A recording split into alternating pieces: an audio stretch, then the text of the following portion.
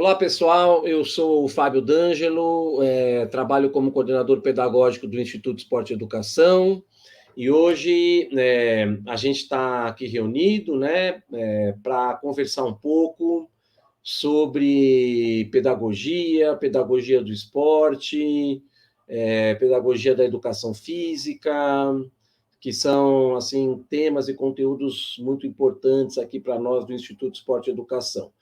A gente vem aqui no canal do YouTube, do IEE, tentando trazer conteúdos, né, oferecer conteúdos para a nossa comunidade, conteúdos que sejam significativos, que sejam importantes, e mais precisamente nos últimos tempos, a gente está conversando sobre 5 princípios, né, o que a gente chama aqui no Instituto de 5 princípios que norteiam toda a nossa prática pedagógica.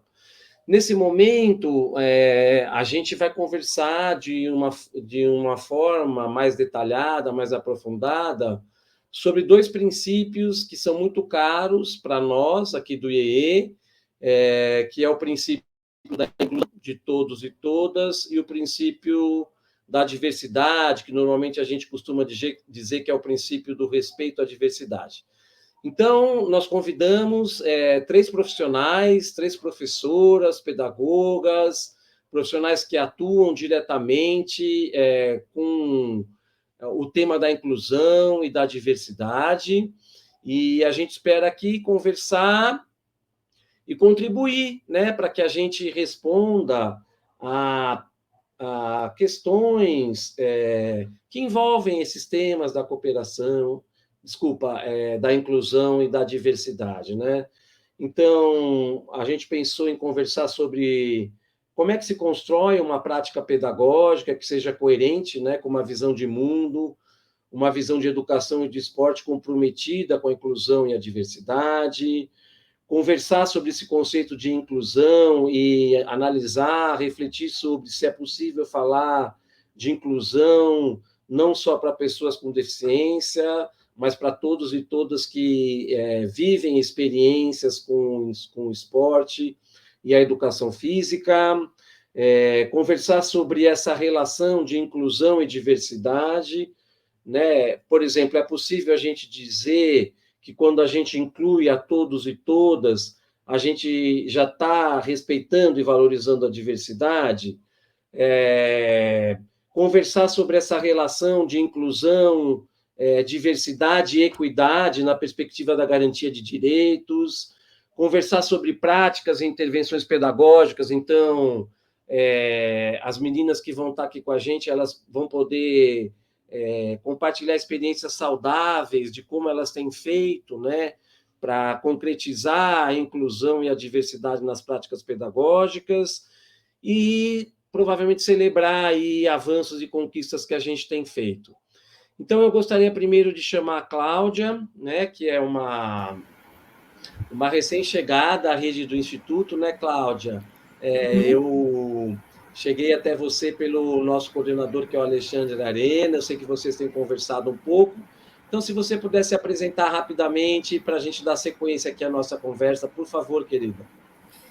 Bom, gente, é um prazer estar com vocês, né? Eu sou de Salvador, Bahia, eu sou terapeuta ocupacional, eu sou da área de saúde.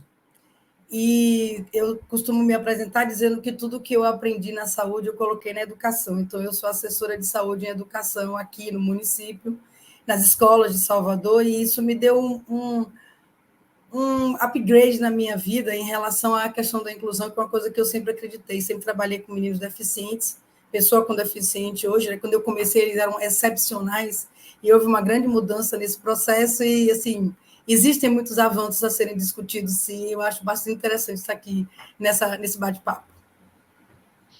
Legal, Cláudia, super obrigado. Agora eu vou chamar a Natália. A Natália, ela trabalhou conosco aqui no Instituto Esporte e Educação, e há algum tempo ela fez uma opção por atuar numa rede pública, né, Nath? Então, se apresenta, fala um pouco sobre você, o que você tem feito.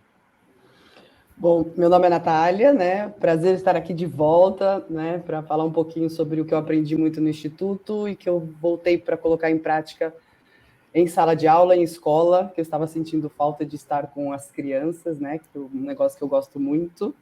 Então, eu sou professora de Educação Física, também sou professora da rede regular de ensino de um terceiro ano do Fundamental hoje, e sou professora de uma rede universitária, né, que eu trabalho dando aula justamente na disciplina de inclusão numa rede universitária, num curso de pós-graduação. Então, para mim, é muito importante estar aqui hoje para a gente conseguir conversar e discutir sobre isso, né? Nós discutíamos muito sobre isso no Instituto e eu estava sentindo falta de voltar e estar com as crianças para colocar tudo aquilo que a gente conversava em prática, que é o que eu gosto de fazer.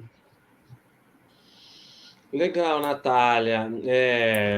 Eu acho que a gente pode realmente ir compartilhando, né, Cláudia, essas nossas experiências, sempre no sentido de a gente ajudar as pessoas a concretizar, né, esses princípios, que aqui no Instituto a gente chama de princípios de inclusão e diversidade. E agora eu vou chamar a Jéssica é professora do Instituto e trabalha com a gente num projeto chamado Rede de Núcleos, que é um projeto de atendimento direto, que, se eu não estiver equivocado, hoje, Jéssica, acho que tem atendido quase 6.000, 7.000 crianças e jovens pelo Brasil. Então, acho que é legal você se apresentar, contar um pouco da sua experiência e de forma rápida para a gente iniciar a nossa conversa. Obrigada, Fábio, pela oportunidade. Oi, pessoal. Meu nome é Jéssica, sou professora de Educação Física no Instituto de Esporte e Educação. Hoje estou atuando com a educação infantil no núcleo de Osasco, mas também atuo na educação física escolar numa escola particular aqui na região, aqui do Itaim Paulista, onde eu moro. Eu vivo os princípios do esporte educacional desde os meus 19 anos de idade, comecei como estagiária no Instituto, então está enraizado demais aqui na minha pele. E eu venho trabalhando o tempo todo, olhando para essa questão da inclusão, para a questão da diversidade, principalmente na educação infantil, devido às necessidades que a idade, né, dessas crianças pedem. Então, eu espero contribuir com a equipe que está aqui hoje para a gente falar um pouquinho sobre isso. Legal, Jéssica. Eu penso que a gente pode começar a conversa com você, Cláudia, assim, eu, como a Natália e a Jéssica, eu sou um professor, né, e que hoje atua na coordenação do Instituto. E na nossa história, né, Cláudia, como professores, a gente sempre escutou, né, a gente sempre ouve falar de inclusão e do respeito à diversidade. Para nós do Instituto, Cláudia, isso ficou de uma forma mais presente há uns, sem precisar, mas imagino que há uns 10, 15 anos atrás, quando o Instituto fez a opção por organizar, né, todos os seus projetos, toda a sua intervenção pedagógica a partir de princípios, que a gente chama aqui de princípios pedagógicos, que na verdade são 5, Cláudia: inclusão de todos e todas, respeito à diversidade, educação integral, construção coletiva e autonomia. Esses princípios, eles têm, né, uma característica individual, quer dizer, a gente poderia caracterizar cada um deles, mas a gente acredita muito que esses princípios eles estão permanentemente em conexão. Né? A gente costuma dizer aqui, Cláudia, no Instituto, que o princípio da diversidade é irmão gêmeo da inclusão. Então, eu acho que seria legal você contar um pouco, né? Você estava contando um pouco da sua experiência profissional. Acho que nos dias de hoje tem se falado muito em inclusão, muito em diversidade, que é uma coisa bastante importante, bastante legal, né, para nós do Instituto. Acho que é legal você contar um pouco, assim, como é que você vê esse conceito de inclusão, qual é a relação de inclusão e diversidade para você, e se você puder comentar um pouco o que a legislação mais atual, né, diz sobre inclusão e diversidade nas escolas ou em programas de contraturno, principalmente quando a gente fala de educação física e de esporte, querida. Oi, muita coisa, né? Bom, na verdade, assim, eu ouço falar em inclusão já há mais tempo, e eu já vivia isso, né? Eu tenho 37 anos de formada e eu comecei a minha vida profissional ao lado desses meninos, né? E eu sempre, pessoalmente, sempre acreditei nesse mundo social. Sendo terapeuta ocupacional, todo o meu rumo é ao social. Então, todo o meu processo de reabilitação com os meninos sempre foi para esse lugar, que é o social. E não tinha escola, né? Apesar disso, a gente tem uma experiência, enquanto instituição aqui em Salvador, que eu tenho uma, de fazer essa abordagem, né? Pegar os nossos meninos que eram atendidos em clínica e a gente colocava na escola e fazia um acompanhamento já na escola. Lógico que, principalmente na educação infantil. Uma coisa que Jéssica falou da educação infantil, ela, na verdade, hoje, como assessora de saúde e educação, eu vejo que é a porta de entrada para que isso tudo dê certo. Porque lá a gente tem, primeiro, toda a parte desenvolvimentista da criança, é mais fácil a gente fazer intervenções com o mínimo de adaptação, buscando mais o lúdico, então o desenvolvimento é muito melhor. Até porque neurologicamente também a gente tem o aspecto da poda neural nesse momento, cérebro novo, todo um trabalho de plasticidade cerebral acontecendo de uma forma viva, vibrante e efetiva, né? É mais fácil uma série de situações, e inclusive da gente ressignificar se houver lesão ou algum transtorno em relação ao que deságua no comportamento. Então, a educação infantil é a porta de tudo. Dentro disso tudo, eu vivi muitas coisas como instituição, que eu acho importante viver isso, que foram as barreiras que a gente encontrava no mundo social. Como eu falei, a gente não tinha escola, a gente fazia uma inclusão que a gente acreditava, mas a gente não tinha escola, e a escola duvidava de todo esse processo. Quando vem a discussão ainda, a APL, em relação a isso, aqui em Salvador, nós tivemos várias reuniões de várias instituições para discutir essa lei, que eu acho que foi muito gratificante, porque eu ouvi coisas meio absurdas. Na época, eu falava como vem de cima para baixo, é complicado não escutar quem está aqui nessa ponta trabalhando, que era exatamente o fato de acabar com todas as escolas especiais. E aí a minha questão nasceu o primeiro deficiente hoje, onde vão ficar os adultos e os jovens? Vão se fazer o quê? Foi aí que a gente discutiu sobre não terminar as escolas e criar oficinas, o que eu acho bastante interessante. E ao longo desses mais de 20 anos, né, a gente já está caminhando para quase 30 anos de lei, a gente não teve muitas mudanças, mas a gente houve algumas integrações, houve alguns derrapes em relação a ela, e uma das grandes modificações foi a entrada, em 92, do autismo, porque quando a gente começou, a lei estava muito voltada para a deficiência. Quando a gente trabalha nesse aspecto da deficiência, a gente entende a criança, o indivíduo, né, a criança ou a pessoa com deficiência, em 5 escalões diferentes, que é a área mental, a área física, os transtornos de modo geral e os sensoriais, que são os cegos e os surdos. As outras dificuldades não ficam muito nessa área, mas também foram beneficiadas, como a última lei agora veio a propor.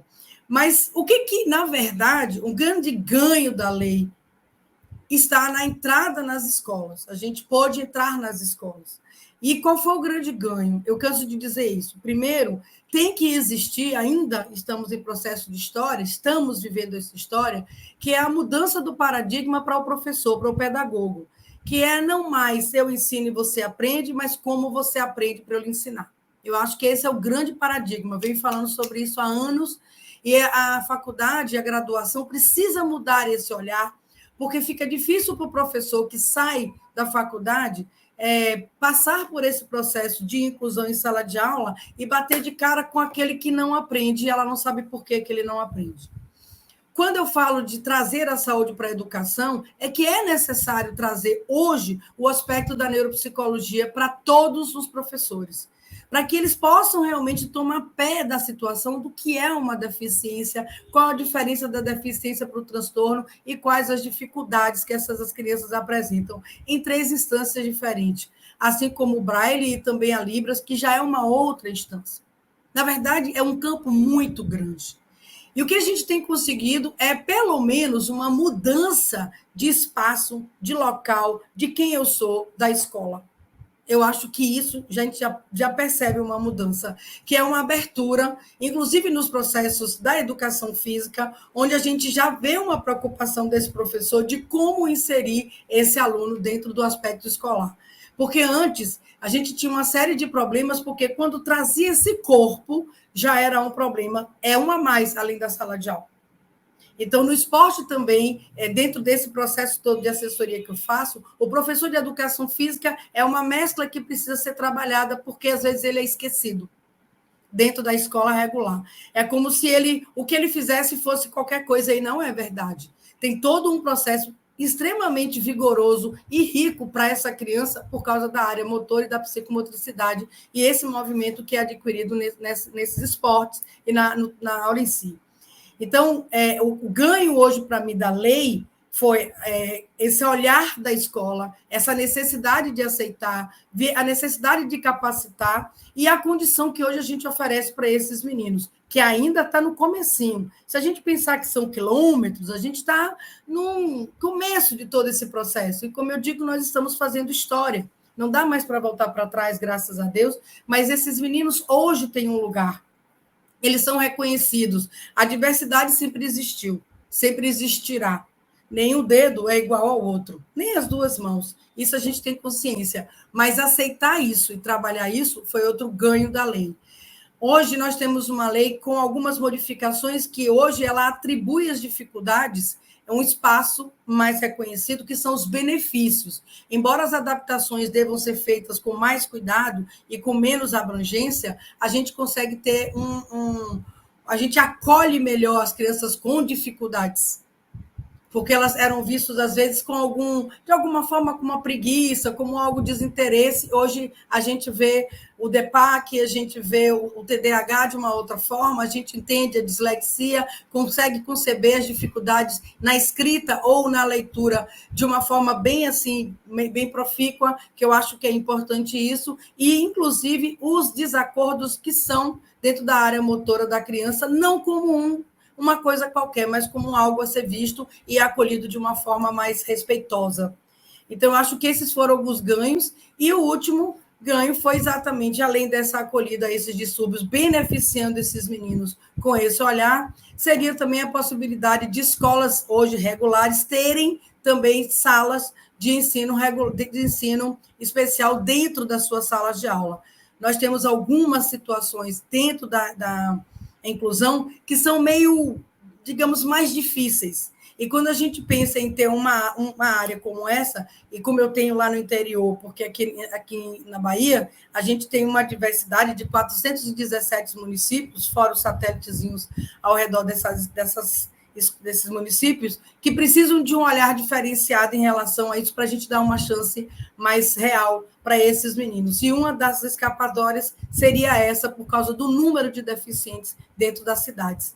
Então, a gente tem que saber lidar bem com essa lei para a gente propiciar essa abertura, entender a diversidade no sentido de que ela sempre existiu. Hoje, a gente está vendo o deficiente dentro dessa diversidade, dentro dessa sociedade, inclusive colhendo frutos já, porque eu tenho alguns frutos já que estão na faculdade, já estão no mercado de trabalho, inclusive trabalham comigo. Eu acho isso, poder retornar um paciente surdo, hoje formado em nutrição, trabalhando comigo, não tem preço. Então, a gente já tem frutos dessa situação.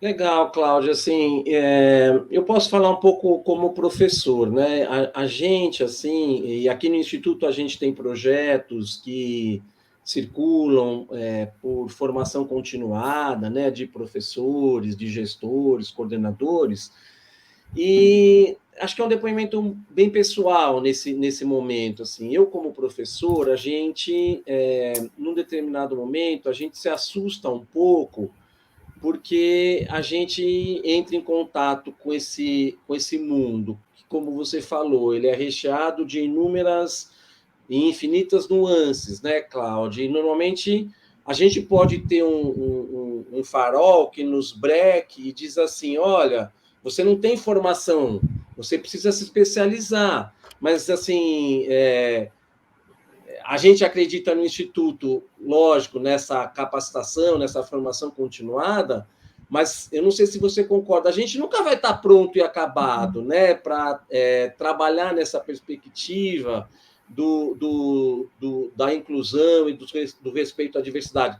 Tem um tópico aqui, você falou algo que me chamou muito a atenção, que a gente ter disponibilidade, né, e uma pedagogia que a gente entende como que as crianças aprendem, para aí a gente qualificar o nosso ensino. E me parece que isso é um princípio universal, né?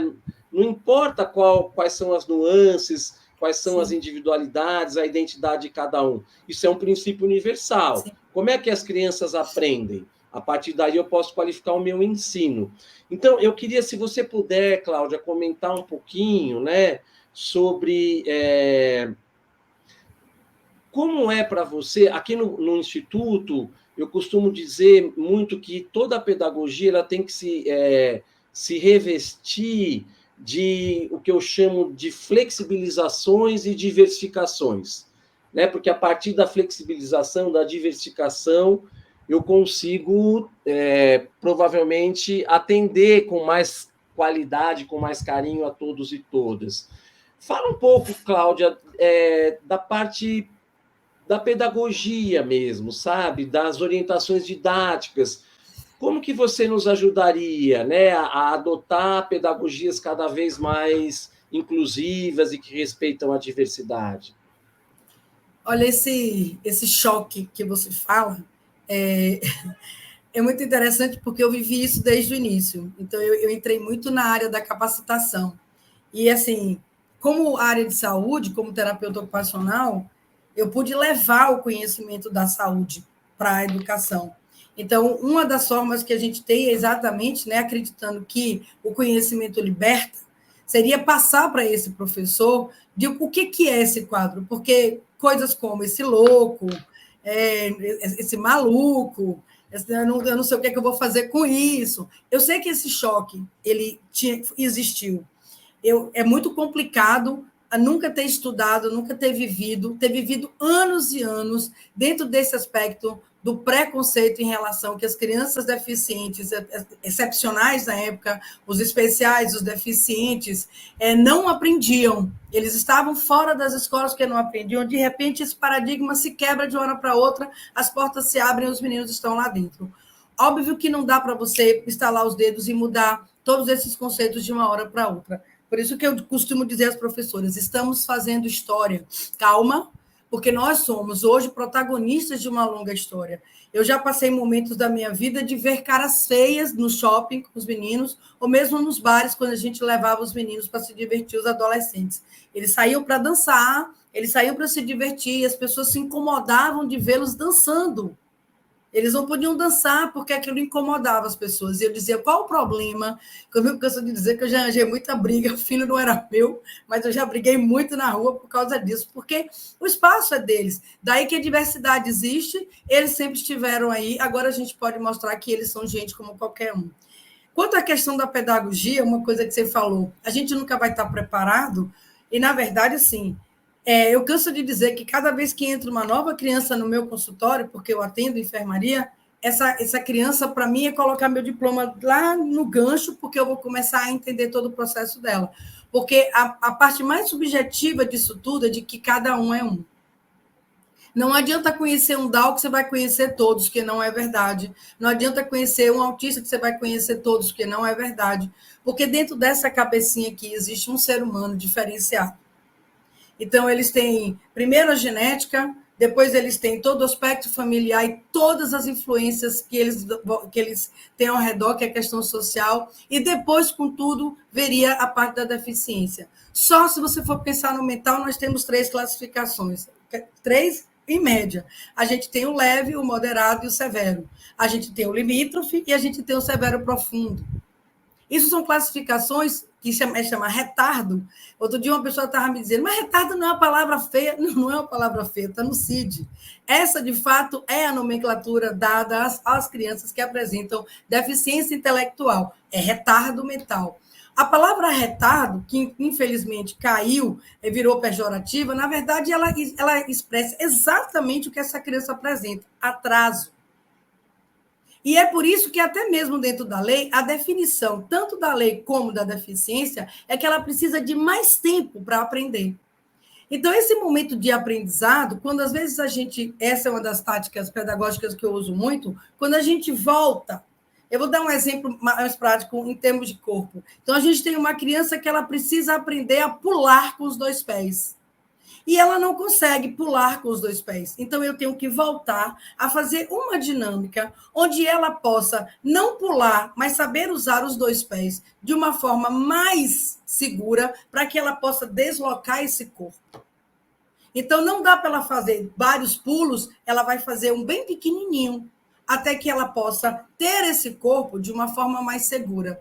Mas ela já tem 5 anos, ela já deveria saber isso. Sim, mas o corpo dela, a mente e o desenvolvimento não estão na faixa de 5 anos. Eu preciso voltar para dar a ela um conforto e ao cérebro a chance de partir dali para um crescimento real. Porque isso é uma das coisas que a própria escola desconhece. Eu preciso de passo a passo.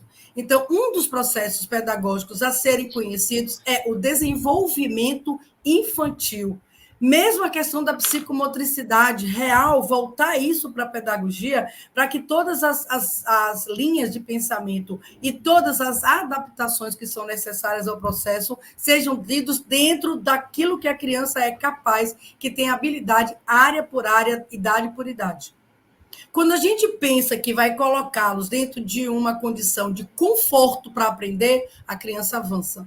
Quando a gente insiste em empurrar ela para frente sem a habilidade ter sido já apropriada da criança, ela não rende. Aí a gente tem um problema lá na frente. Uma criança, um adolescente revoltado, chateado, aprontando, agitado e com altamente processo de atenção comprometido. Por quê? Porque ele não foi respeitado no seu processo de aquisição.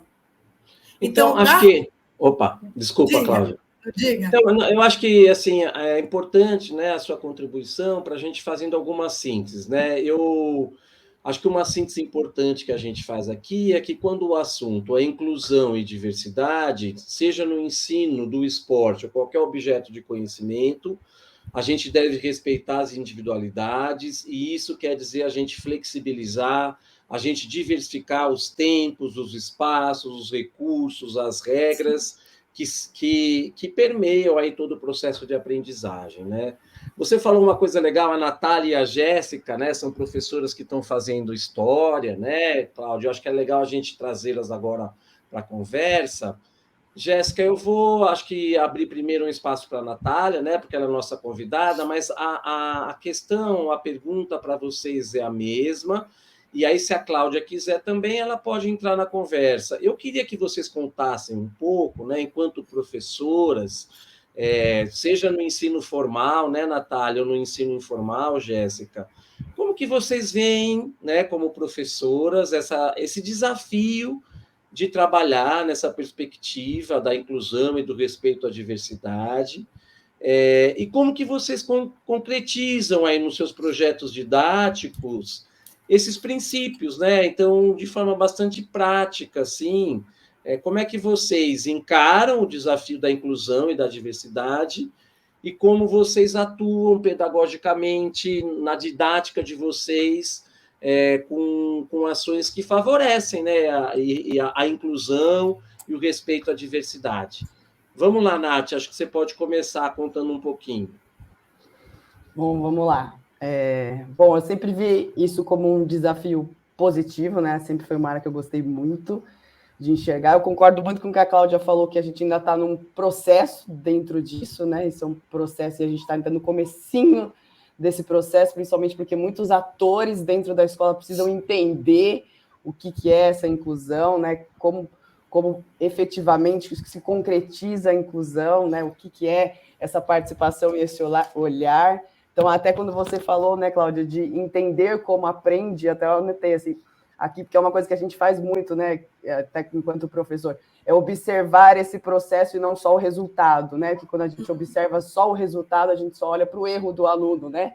E não olha para o processo que ele teve. E aí é uma das coisas que mais dificultam o nosso processo de inclusão, quando a gente só está olhando para o que o aluno erra e não para como ele aprende, né? Fantástico. Então, quando eu comecei a enxergar muito mais a maneira com que ele aprende e observar os ganhos que às vezes parecem mínimos, mas não são gigantescos, dentro do contexto dele, são gigantescos, você começa a encontrar cada vez mais estratégias. E as estratégias começam a sair cada vez mais fáceis dentro desse processo, porque você começa a enxergar aquele indivíduo e a potencialidade dele dentro da realidade que ele tem.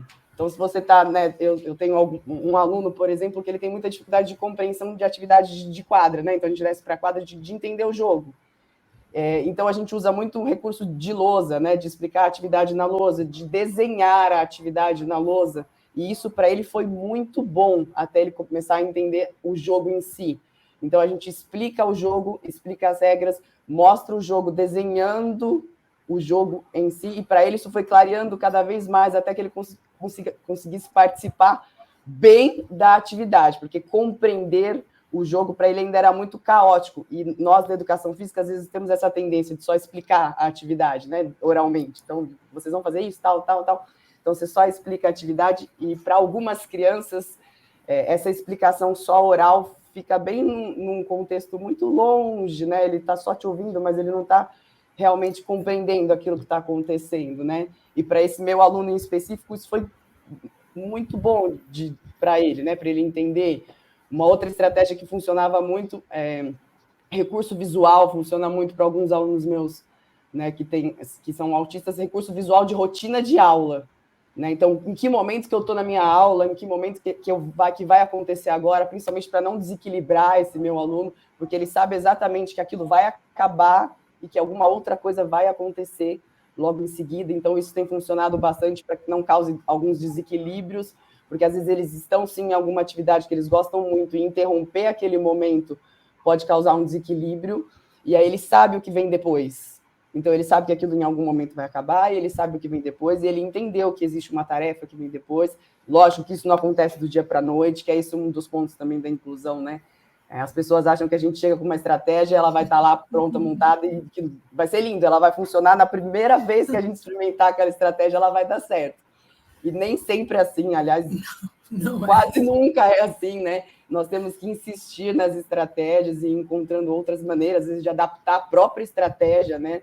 Que a gente fala de flexibilizar as nossas aulas, então flexibilizar até as distâncias com que os alunos percorrem uma atividade, porque alguns alunos precisam de distâncias menores, de distâncias maiores, alguns alunos precisam de cestas mais altas, de cestas mais baixas para fazer os arremessos, mas nem sempre, em uma aula, se eu colocar as cestas mais baixas, vai funcionar tudo de uma vez, né? A gente precisa ter um pouco de paciência com as estratégias que a gente traça, porque quando a gente está falando de inclusão, a gente está falando de um processo, né, de aprendizagem, isso não acontece em uma aula, em 2 aulas. Essa intervenção ela é mais longa, e a gente precisa ter paciência com um aluno que também está entendendo aquilo que está acontecendo, né? Paciência com o resultado, que o resultado vem quando é bem trabalhado, ele sempre vem, mas a gente precisa entender realmente essa individualidade desse aluno, em que pé que ele está e onde a gente quer chegar com ele, né? Precisa olhar e traçar um objetivo, onde eu quero chegar com esse aluno, onde a gente vai chegar juntos, né? Como a gente vai atingir nosso objetivo. Então, hoje, quando eu consigo enxergar todas as individualidades do meu aluno e traçar esses objetivos, eu consigo pensar em estratégias cada vez mais flexíveis, assim, dentro da minha aula. O flexibilizar, eu acho que foi a palavra-chave para eu conseguir entender e observar as individualidades dos meus alunos, tanto em quadra quanto em sala de aula, né? Em sala de aula, ainda, quando a gente está falando de espaço fechado, parece que engessa mais ainda o aluno, né? Porque aí você coloca ele na carteira e travou, parou, né? Então, parece que quando o corpo está imóvel, parece que até as pessoas acham que é mais fácil de controlar, mas é mais fácil até da gente ignorar, né, os processos. Sim. A gente tem que tomar muito cuidado nesses espaços fechados também. Ô, Natália, acho que é legal, né? Acho que é legal a gente ir fazendo sínteses aqui, como que as falas de vocês vão se complementando, né? Enquanto vocês vão falando, eu vou registrando, Cláudia, assim. Então, num primeiro momento, a Cláudia trouxe para a gente essa ideia que eu chamei aqui de um princípio, né, Cláudia? Que é a gente compreender e estudar como é que as crianças aprendem. Eu acho que a Natália faz uma contribuição interessante quando ela nos chama a atenção sobre a importância, né, Nath, de a gente desenvolver uma observação apurada, carinhosa sobre essas individualidades, né? Eu estou dizendo assim, Fábio, por mais que eu estude, eu sempre vou conviver com o novo, com desafios novos, nesse campo da inclusão e do respeito à diversidade, mas se eu carregar comigo, né, essa visão de mundo, essa visão de educação, em que é preciso eu apurar o meu senso, né, apurar e fazer uma observação carinhosa sobre as crianças e as suas individualidades, eu acho que é um ponto bacana que você traz. Acho que um outro ponto, Natália, que você traz aqui para a conversa e que eu julgo bastante relevante, é a gente entender que a gente vive ainda uma transição do que eu chamo da escola da excelência para a escola para todos, né? Por exemplo, eu, enquanto jovem, vivi um tempo em que a escola era a escola da excelência. Ou você se adequava a essa escola, ou você era excluído. Hoje a gente tem a escola para todos, mas que não pode perder também aí de que a escola para todos pode ser uma escola de excelência. Uma escola de excelência onde a gente, então, respeita essas individualidades. E aí, Nath, tem isso que você traz, né? Essa ideia de a gente encontrar na nossa didática jeitos de flexibilizar, né? A gente aqui no Instituto, Nath, acho que a Jéssica, eu vou passar a bola para ela, ela vai poder dizer, já há muito tempo eu defendo que todo professor, nas rodas de conversa, devem ter consigo uma lousinha. Parece uma coisa muito simples, mas eu também fui percebendo, né, o quanto que é importante a gente valorizar não só a linguagem auditiva, né, a linguagem verbal, mas também a linguagem visual, essa questão, né, Nath, das rotinas, o quanto que as rotinas dão segurança também para as crianças. Eu vou passar a bola para a Jéssica, a gente já tem aí quase 30, 40 minutos. Tá bom, antes de você, Jéssica, a Cláudia quer falar um pouquinho. O Cláudia, ajuda a gente a ser bastante... para dar a voz para a Jéssica, tá bom? Por favor, querida.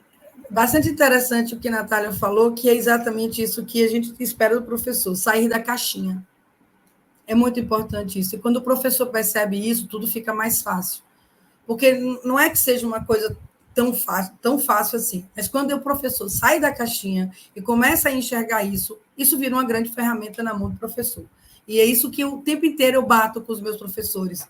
Essa mudança de paradigma, esse olhar de cuidado com a criança, esse zelo e o conhecimento, que eu acho que quando você começa a ter um conhecimento mais profícuo da questão da saúde, fica mais fácil de entender que o que você está fazendo tem um sentido real. Não é só um empirismo, mas você se baseia e fez, eu estou no caminho certo. Você pensa na hora, eu estou no caminho certo. Ô, Jéssica, fala um pouquinho, né, como a Nath, aí das suas experiências, né, como você tem convivido com as questões da inclusão e do respeito à diversidade, como que é a sua prática pedagógica. Enquanto isso, Claudinha e Nath, pensem um pouco sobre isso que a Cláudia falou, sobre um professor que trabalha e que se permite laboratoriar, né, quer dizer, experimentar jeitos e formas. E eu acho isso muito importante. Uma outra questão, Cláudia e Natália, é como que a gente respeita, né, as individualidades, mas sem também, né, tratar as crianças com deficiência ou as crianças que sentem necessidade de mais inclusão como, né, aqueles que não conseguem. Então, né, acho que isso é uma questão importante aí para vocês. Depois acho que vocês podem nos ajudar. Eu vou passar a bola para a Jéssica falar um pouquinho agora, tá bom? Então, Fábio, Natália, Cláudia, dentro da experiência que eu venho tendo dentro do Instituto, como eu disse para vocês, eu já atuei dentro do Instituto com diversas faixas etárias, né? E especificamente há 2 anos e meio, eu estou trabalhando com educação infantil e foi um desafio imenso, já que tem uma particularidade muito grande de atendimento e entendimento. E quando eu falo atendimento, porque a gente trabalha dentro da escola como de maneira parceira, né? E quando a gente olha para a inclusão e o respeito à diversidade dentro das nossas aulas, a gente olha muito para essa questão motora. Não que os outros aspectos eles ficam de fora, a gente olha muito para a nossa prática. Então, os outros aspectos que eu comecei a observar e a sentir é que a educação física, a aula de esporte, ela é um fator determinante para diagnosticar outros aspectos. E a gente favorece muito isso no desenvolvimento e apoio da escola. Isso eu percebi até pelo tanto de professores que recrutaram alguns relatórios mesmo sobre os desenvolvimentos dos alunos no aspecto motor, social. Mas como professora de educação física, o que eu percebi, o que eu tive de muito positivo, e o que foi uma coisa que a Nath falou, foi sobre a questão dos canais de aprendizagem. Eu tive que modificar demais essa questão só da aula através de ser oratória, eu falando. Eu tive que partir para a lousa, e nem sempre a lousa dá certo, porque a educação infantil, a gente está falando de crianças de 4 a 6 anos, né? Que lá em Osasco não é igual a São Paulo, que é 3 a 6 anos. Então, eu tive que trazer cartinhas. Eu tenho fotos, eu tenho imagens onde eu estou dando aula, eu falo sobre rotina de aula. A gente primeiro vai pegar a garrafinha, aí a gente guarda a garrafinha. E depois da garrafinha, o que a gente faz? A gente faz a roda de conversa. Então, hoje, através dessas rotinas usadas através de cartinhas, eles entendem que o processo de rotina de aula é o quê? Eu vou buscar eles na sala de aula, eu vou chegar com eles na nossa quadra, que não é uma quadra, é um espaço adaptado, então isso também interfere na rotina. Eles entendem que a prática de aula de educação física deles não é a mesma quadra que o ensino fundamental 1, 2 praticam, porque toda essa questão da estrutura, como você começou falando já, interfere na nossa rotina. Então, eles entendem que a prática deles é diferente. Então, a gente começa a incluir, por isso que eu digo que a nossa inclusão e o respeito à diversidade, eu volto muito ela para a parte motora, e não que os outros aspectos não sejam direcionados e respeitados e elaborados também para ser estimulado, é por conta disso, porque a gente olha para essa criança e a gente muda a nossa rotina de explicação, a gente vê que ele compreende, a gente dá novos estímulos para ver se eles estão compreendendo a rotina e essa ação continua sendo natural por parte deles, e aí eu venho com estímulos de prática. De que forma? Usando novos recursos de tamanhos diferentes, de distâncias diferentes. Então, a nossa aula ela é recheada de material, de desafios, para que aquele que tem dificuldade em alcançar o objetivo da aula, eu tenho que acertar o cone, um exemplo. Eu consigo acertar um cone. Então, a minha aula de vôlei não é a mesma aula de vôlei que o ensino fundamental 2 vai ter, com a rede e os mastros. As minhas aulas de vôlei provavelmente vai ser amarrada com uma fita, vai ser vai ser abaixo, né? E ela vai estar um pouco mais alta num canto, um pouco mais baixa no outro, para que aquele que tenha mais dificuldade venha jogar aqui e ele começar a se sentir desafiado. Se eu não me engano, eu também tenho um vídeo onde eu estou trabalhando parkour com educação infantil, crianças de 4 a 6 anos, usando a sequência didática, um planejamento todo elaborado, onde o objetivo era saltar. E aí tem o degrau da escola, e eles começam, por conta própria, a se desafiar em qual degrau eles conseguem saltar. E não foi uma especulação minha, não foi uma coisa direcionada. Vamos ver quem salta mais ou menos. Não, partiu deles, exatamente porque já veio de estímulos anteriores. Então, essa rotina de criar estímulos positivos, reforçar que eles podem, encorajar, e através dessas ações que a gente usa como protege, né, como maior método de estratégia de aula, de adaptar recursos, criar novas regras, tempo, toda essa questão, até mesmo de objetos, isso favorece muito o desenvolvimento dos nossos alunos quando a gente pensa em inclusão e respeito. Então, eu olho muito para isso, Fábio. Eu acho que através dos canais de aprendizagens, da criação de rotinas, da diversificação de material e diversificação de estratégia, a gente consegue fazer com que os nossos alunos eles consigam quebrar essas limitações que são criadas já crianças. E eu não estou considerando nem muito essa questão da deficiência, que quando a gente olha também para o protege, a gente também consegue incluir esses alunos e respeitar as diferenças em aula. Você não quer explicar? Acho que a gente vai, Jéssica, ilustrar essa conversa com os videozinhos das suas aulas, mas assim, acho que eu vou passar um pouco a bola para a Cláudia e para a Nath, e aí depois eu volto para você. A gente já está com 43 minutos, para não ficar uma coisa muito longa também. Daqui a pouco eu passo de novo a bola para você, Jéssica, para você falar um pouquinho dessa ferramenta didática que aqui no Instituto a gente chama de Sistema Protege, né? Que eu, pessoalmente, como professor, eu não acho que ela é a solução de todos os problemas, mas se a gente tiver um professor antenado, um professor bacana, um professor reflexivo, eu acho que ela pode dar boas respostas. Eu só queria retomar, Jéssica, acho que você traz um aspecto muito importante. Quando a gente fala da rotina, a gente não está falando da rotina numa perspectiva autoritária, né? A gente está falando da rotina, como a Natália e a Cláudia falaram, na perspectiva de que isso dá segurança para as crianças, então elas sabem que na escola ou nos espaços de aprendizagem existe um começo, meio e fim, mas principalmente que dentro dessa rotina, né, Jéssica, é possível fazer flexibilizações, diversificações, e principalmente essa ideia que você traz de que uma boa aula de esporte, de educação física, ela tem desafios diferentes para crianças que são diferentes, que foi esse exemplo da altura das redes, né? Ou dos pesos das bolas, enfim. Mas eu vou, acho que passar a bola para a Cláudia e para a Natália. Acho que se vocês puderem, meninas, serem bastante sucintas, eu sei que o tema é bastante bacana, mas, enfim, a gente tem uma limitação do tempo. Eu queria que vocês comentassem, Cláudia e Natália, sobre 3 aspectos, né? O primeiro, essa importância do professor entender as aulas, os projetos, os programas como um laboratório, onde eles podem experimentar. O segundo, né, essa ideia de que tratar criança como criança não quer dizer limitar os potenciais, né? Acho que vocês entendem o que eu falo, né? Eu preciso tomar um pouco de cuidado com as palavras.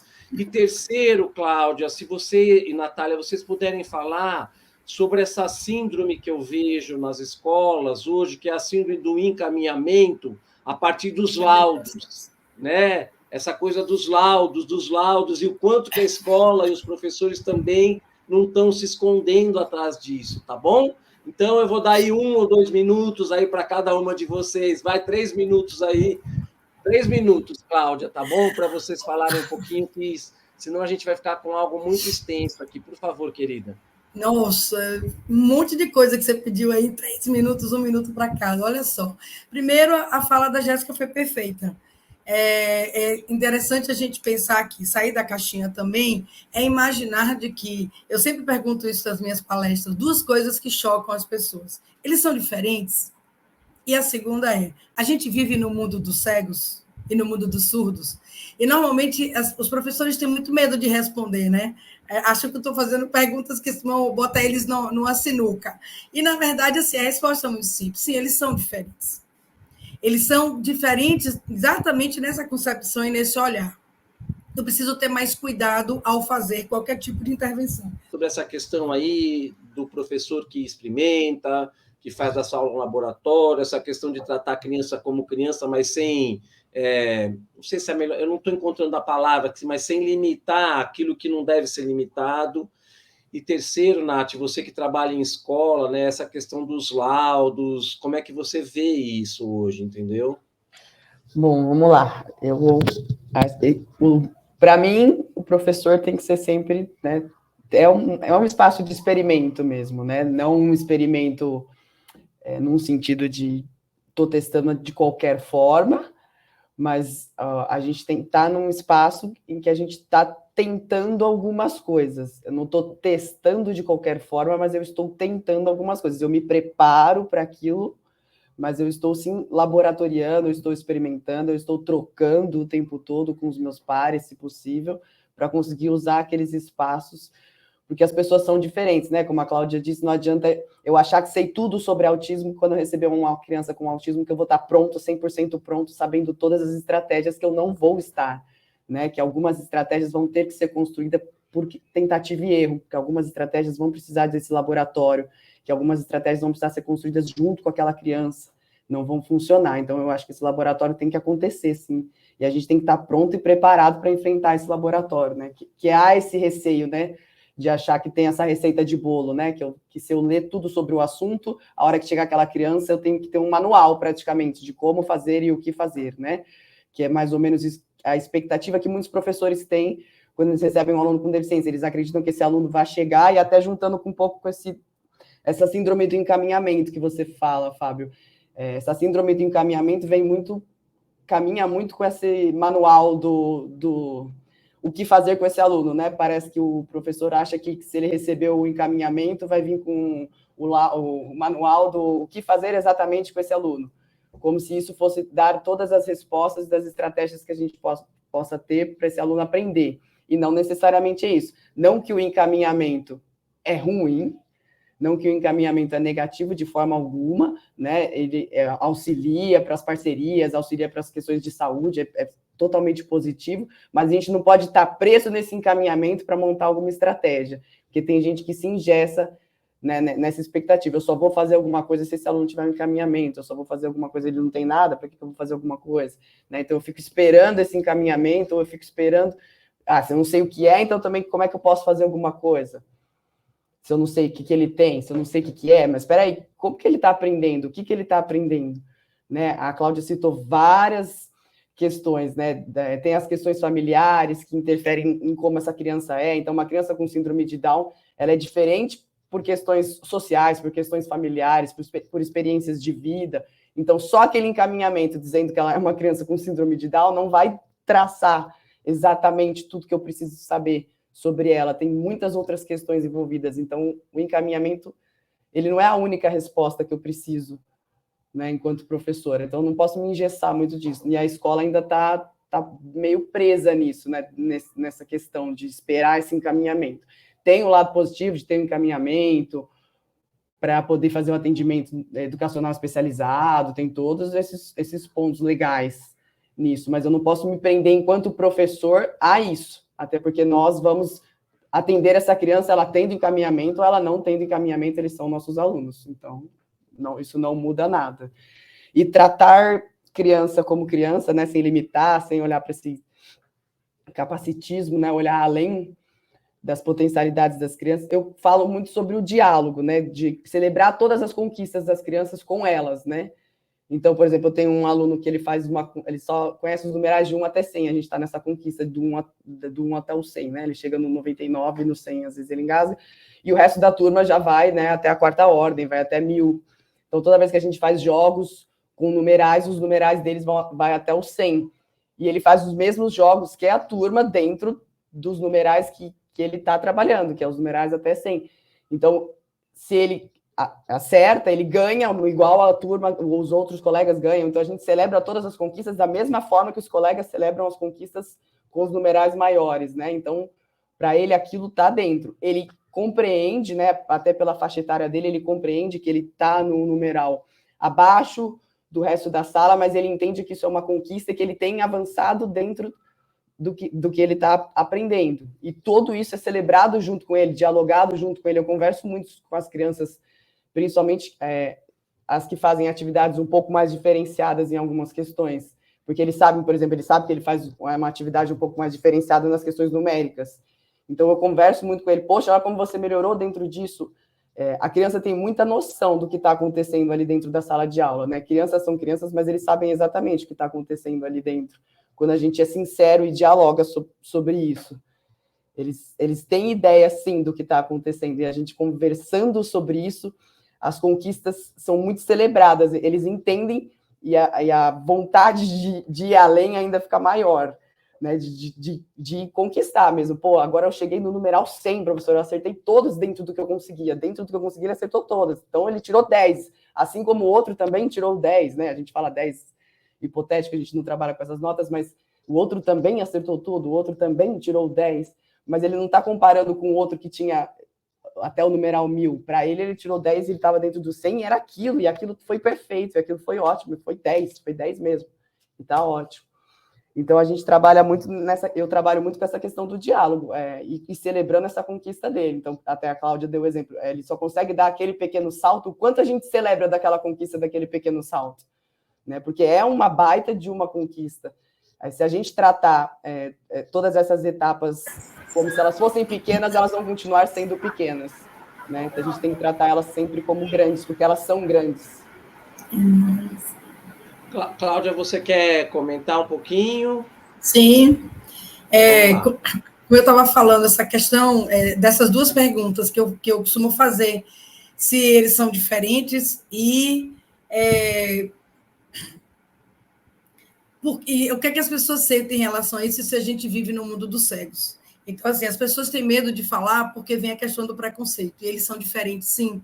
E é necessário a gente entender que eles são diferentes porque eu estou aqui nesse momento falando sobre eles.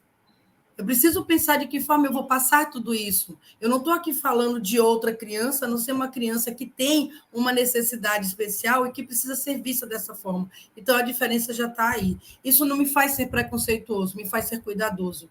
Porque eu abri portas de uma escola dita regular, que precisa, inclusive, angariar todo esse aspecto para poder receber essas crianças. E o segundo, a gente vive no mundo dos cegos, a gente vive no mundo dos cegos. Os cegos é que não vivem no nosso mundo. Por isso que a gente tem que adaptar o mundo para que eles possam viver. Por isso que hoje existem tantos recursos de modificabilidade social para que eles possam transitar.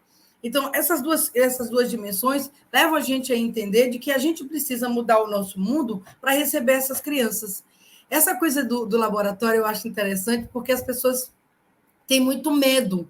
Acham que quando fizer alguma coisa que vai complicar a vida das crianças, tudo, na verdade, não complica. São experiências vividas. Porque o que você estava falando, eu tenho que ter cuidado. Não tem que ter cuidado, porque criança é criança.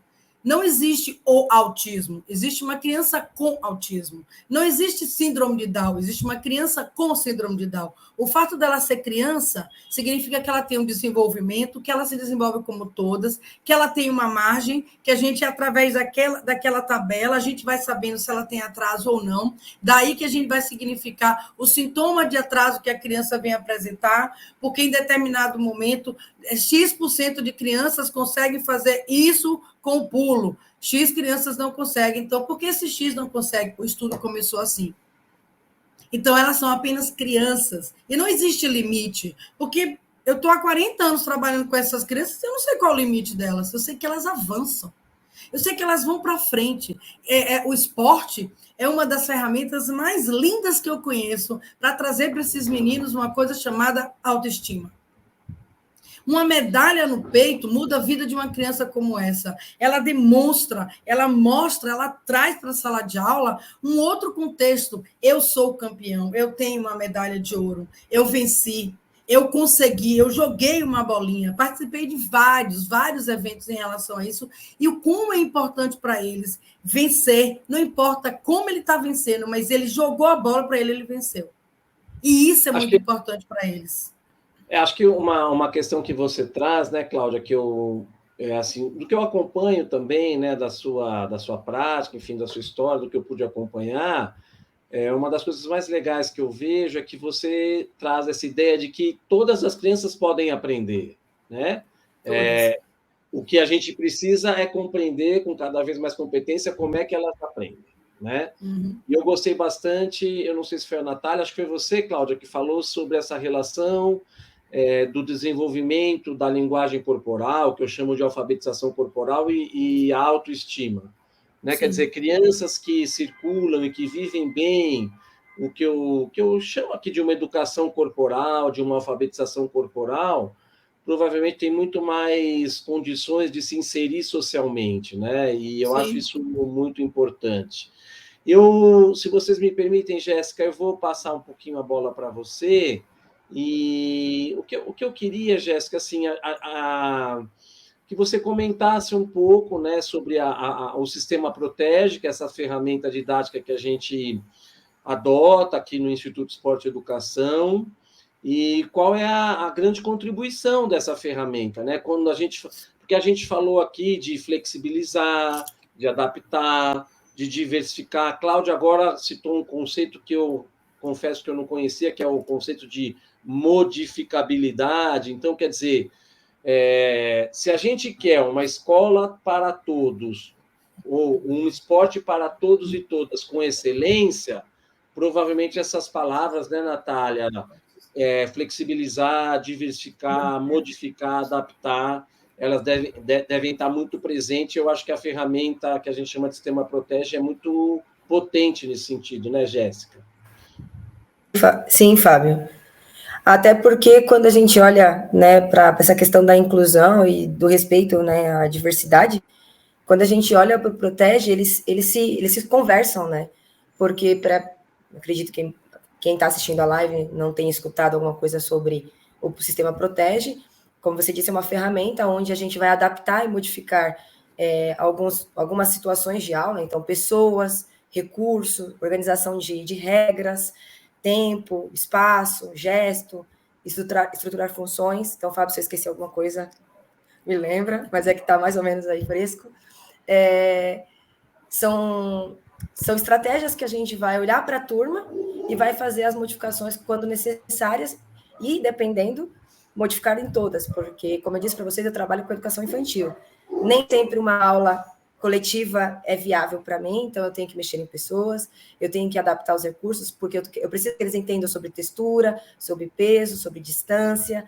Então, todos esses desenvolvimentos motores de noção de tempo e espaço, que eu preciso trabalhar com eles, eu uso o Protege como ferramenta presente na minha aula. Então, a gente olha diretamente para essas ferramentas, porque temos crianças diferentes, de desenvolvimentos diferentes, de entendimentos diferentes, de culturas diferentes, de relações e interações totalmente diferentes, e temos professores que dominam a sala diferentes também, porque essa relação do professor de sala de aula interfere também na nossa prática como professor de educação física. Então, quando a gente tem um professor que ele entende que o movimento faz parte, que a bagunça ela está desenvolvendo, está incluindo essa criança, está tudo bem. Perfeito. Quando ele entende que o movimento de subir, descer, correr, pular é bagunça, ele atrapalha o desenvolvimento e a gente começa a excluir. Então, eu aproveitei, Fábio, rapidinho, eu tive um problema, uma situaçãozinha onde o pai quis tirar o filho, alegando que ele tinha bronquite. É um processo de doença respiratória e que, sem algum laudo médico, o pai quis tirar essa criança da minha aula.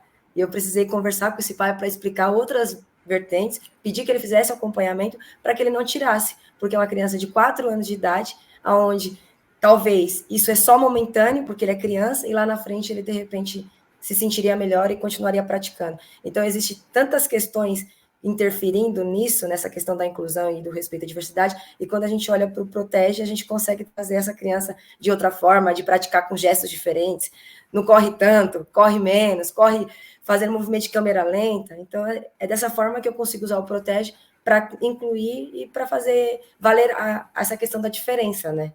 De respeitar a diferença.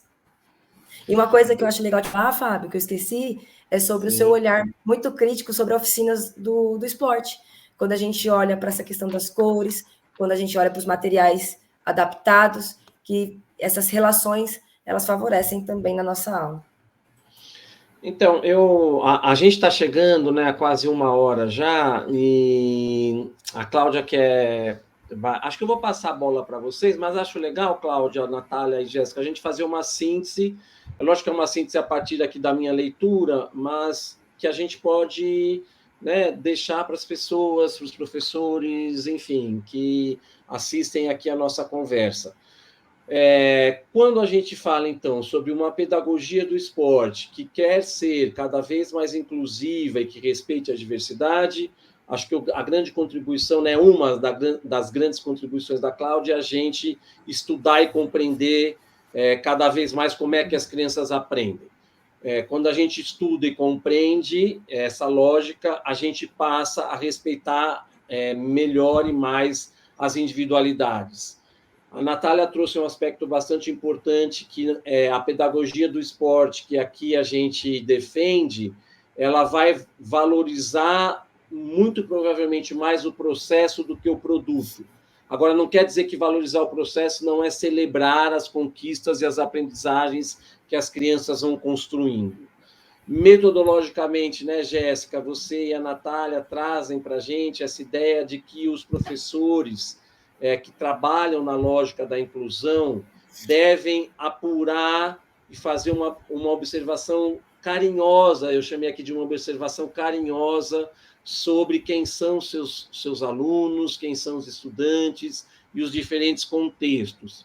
Esses diferentes contextos, em uma pedagogia inclusiva, pedem diversificação, flexibilização, modificabilidade, enfim, acho que isso é muito importante, e a ferramenta que a gente chama de sistema Protege, ela é muito potente nisso. Então, para a gente ir finalizando, eu vou passar a bola para cada uma de vocês, e aí, Cláudia, eu acho que você pode falar sobre essa questão do encaminhamento, dessa questão do diagnóstico, dos laudos, e aí termina, por favor, Claudinha, falando um pouco qual você acha que no mundo da pedagogia do esporte, que respeita a diversidade, inclui, qual é a principal conquista que a gente tem nos últimos tempos e qual é o principal desafio, tá bom, Natália e Jéssica? Assim, na pedagogia que vocês empreendem aí nas escolas, qual é a conquista que vocês veem que a gente pode dizer, olha, esses tempos atuais nos dizem que a principal conquista é essa? E qual que é um principal desafio entre muitos aí que vocês acham importantes, tá bom? Então, eu vou passar a bola para a Cláudia, depois que a Cláudia terminar, a Natália tem a palavra, e depois a Jéssica, e a gente encerra, tá bom? Que a gente já tem aqui mais ou menos 1h e 5 juntos. Ok, mas sem dúvida nenhuma, uma hora maravilhosa. Primeiro, foi um prazer enorme conhecer essas professoras que o que eu mais prezo na vida é que elas entendam isso, porque elas passam 4 horas com essas crianças, né? A escola, ela abriga essas crianças durante uma parte da vida delas e a importância disso não há o que discutir. A minha preocupação em relação à questão dos encaminhamentos é exatamente esse olhar de adoecimento. Então, hoje, eu fico muito triste quando eu vejo que todo mundo quer adoecer as crianças. Uma criança não pode pular porque é um flap, uma criança não pode andar nas pontas dos pés porque já é um autista, uma criança ela não pode ter absolutamente nenhuma ideia própria porque ela já é altas habilidades. Uma criança não pode ser sensível porque ela é fraca e ela é deficiente. Eu fico muito triste, porque se a gente já tem uma questão que é vencer o mundo social, essa diversidade, e trazer a criança com deficiência para esse mundo, e a gente tem que provar que elas são capazes, agora adoecer as crianças não está ajudando em nada. Daí a gente está fazendo um processo inverso, a gente está aceitando os deficientes e adoecendo os outros. Gente, não é assim. Então, isso é uma preocupação muito grande, e eu me sinto uma pessoa indo de encontro a essa maré, que eu acho que é uma maré que vai desaguar num lugar não muito interessante. Nós estamos falando de uma geração, nós estamos falando de crianças, nós estamos falando de pessoas e não de uma nova raça de autistas nem de deficientes. E isso me preocupa muito. Eu, particularmente, recebo vários e dou alta porque não são autistas. São crianças que, com a derradeira entrada na escola, começam a florescer. O autismo está curado? Não, gente, eles não eram autistas. São crianças que, por conta de uma série de influências, terminam tropeçando no seu próprio desenvolvimento. Então, eu fico muito preocupada com isso. Eu acho que hoje a gente está passando por essa fase radical, eu penso que é uma fase radical, já que estamos fazendo história, de adoecimento de todas essas pessoas. O encaminhamento, como a Natália falou, não tem que esconder o professor, não tem que esconder a prática do professor, não tem que determinar a prática do professor. Não tem que parar o professor porque eu não sei o que ele tem e eu preciso de um diagnóstico, porque são crianças, apenas crianças. E o laboratório existe exatamente para isso. Isso pode fazer, gente. Pode tentar. Se não deu certo, volta. Não faz de novo. Não vai lesar por causa disso. Isso é real. Eu mesmo, sendo terapeuta dentro da sala, eu testo coisas. Eu testo porque a criança está chegando e eu preciso saber se ela aceita ou não. Isso não lesa ninguém. Não é de vidro, não vai quebrar. A gente vai tentar até que a gente cheguei. Mas é testando que a gente consegue. Então, assim, os avanços, eu acho que está nas capacitações, eu acho que se abriram muito. Isso, para mim, é um grande ganho para todo mundo. Ah, mas professor não gosta de capacitar. Gente, eu conheço milhões de professores que estão se capacitando. Mas no mundo que a gente vive, a gente tem pessoas que param na vida e tem pessoas que crescem. Eu conheço milhões de pessoas que querem crescer, então eu acho que a abertura dessa capacitação, essa vinda de conhecimentos para as pessoas já mudaram muito. Como a gente fala de plasticidade cerebral, está todo mundo ganhando com isso, né? Está todo mundo ficando com o cérebro assim, ativadozinho. Então a gente vai ter uma velhice melhor, com certeza. Então eu acho que esse é um ganho para todo mundo, para o mundo da pedagogia, para o mundo do esporte, para o mundo das crianças. Esse é um grande ganho. Para as crianças, eu acho que esse olhar, trazer uma ferramenta como o Protege que vocês estão trazendo isso como uma ferramenta, tendo esse olhar que vocês estão tendo, abrindo, isso assim é só uma sementinha que está sendo plantada para que a gente possa realmente colher lá na frente, como eu falei a história, realmente esse olhar. Eu achei fantástico essa coisa de mudar como é que se diz? A rede do basquete, a rede do basquete. Eu acho fantástico, porque a gente passou por uma situação aqui em Salvador, assim, foi que eu, como terapeuta ocupacional, estava no Ministério Público e as mães me arrastaram, porque os meninos faziam karatê. E nesse karatê, eles precisavam do professor para ajudar, porque eles não ficavam sozinhos. Então, e não queriam mudar a regra de jeito nenhum.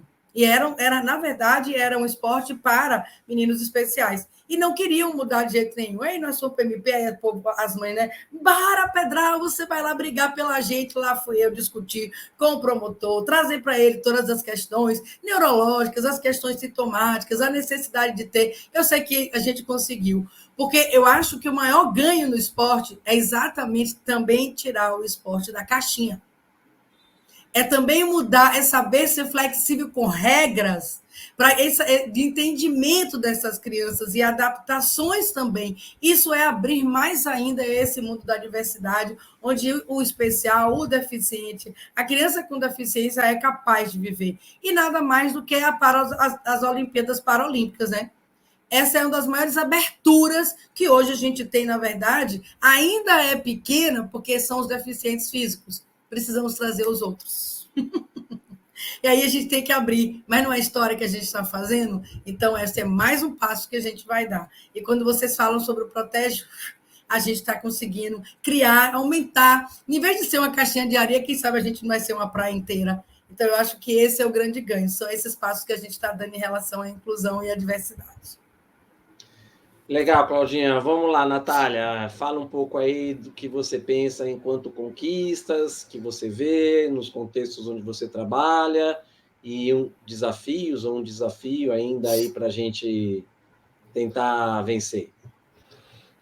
Eu sempre encaro que, para mim, a principal conquista é o acesso. Eles estarem nesses espaços, para mim, foi a principal conquista.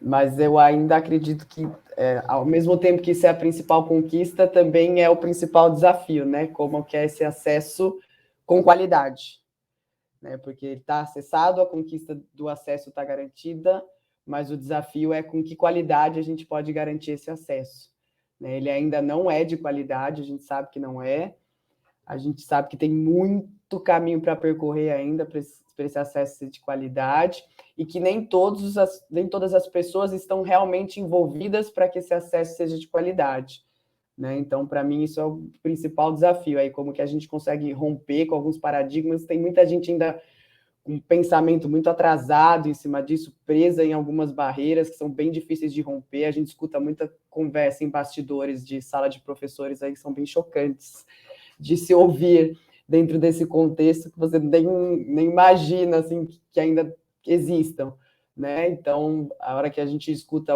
algumas falas pesadas nesse sentido de o que essas crianças estão fazendo nesse espaço, você começa a se questionar se realmente essa pessoa está entendendo o que é inclusão, o que é diversidade, né?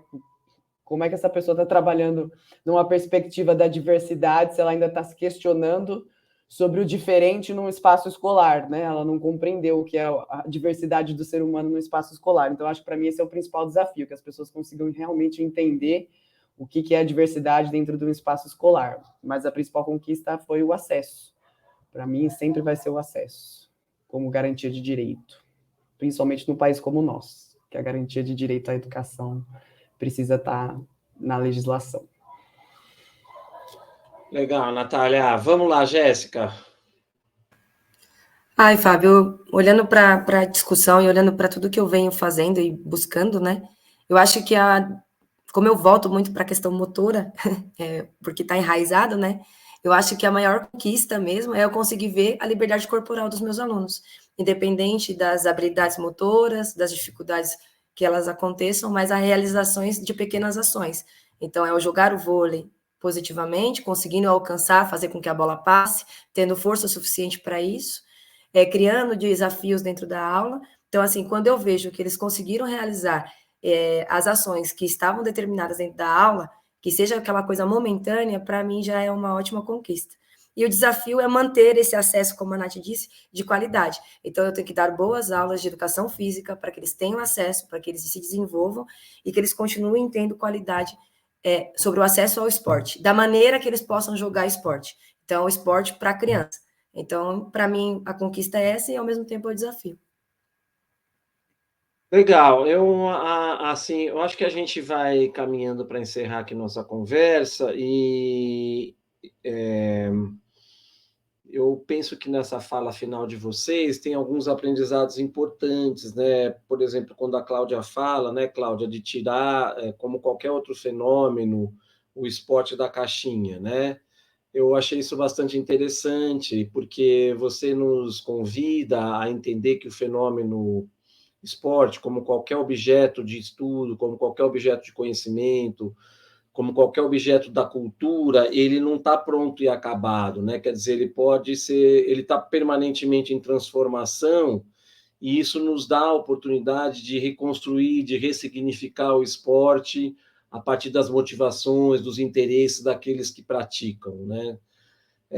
Acho que a Natália traz uma questão importante para a gente, que eu costumo dizer que o esporte ele existe, né? Enfim, que o esporte inclusivo e seguro ele existe enquanto direito na legislação. Quer dizer, a gente já tem, acho que uma legislação, né, Natália? Não sei se você concorda, uma legislação rica que nos permite dizer assim, ó, é direito de toda criança acessar o esporte, né? Mas eu digo assim que o esporte existe de direito, mas não de fato, né? O de fato é que isso, como você falou, se concretize com qualidade dentro de um país enorme, que é o país Brasil, e que tem aí diferentes realidades. Você é uma professora da rede de São Bernardo, mas a gente não dá para dizer o que acontece em São Bernardo é o que acontece aí nesse país continental que é o Brasil, né?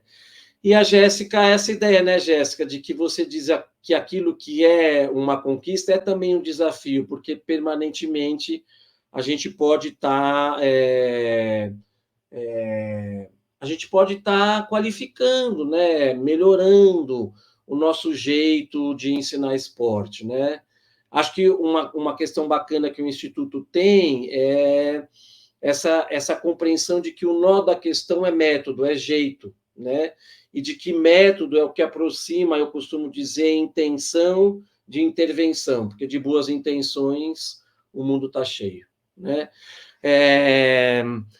Eu acho que a gente deu uma conotação aqui para essa conversa, né, Cláudia, Natália e Jéssica, mais numa dimensão da diversidade, nessa questão da inclusão, das crianças com deficiência. A gente não falou muito da diversidade enquanto gênero, raça, cor, cultura, mas, enfim, eu acho que tudo tem seu tempo e eu, puxa vida, gostaria muito de agradecer, né, a participação de vocês. E acho que agora nós aqui do Instituto temos a missão de divulgar, né, de dar visibilidade para essa conversa, não só internamente, mas externamente nas nossas redes aí. Tá bom? Então, super obrigado, viu? E eu deixo aqui, em nome do Instituto, um beijo aí para vocês e que a gente possa ter outras oportunidades, tá bom? Valeu!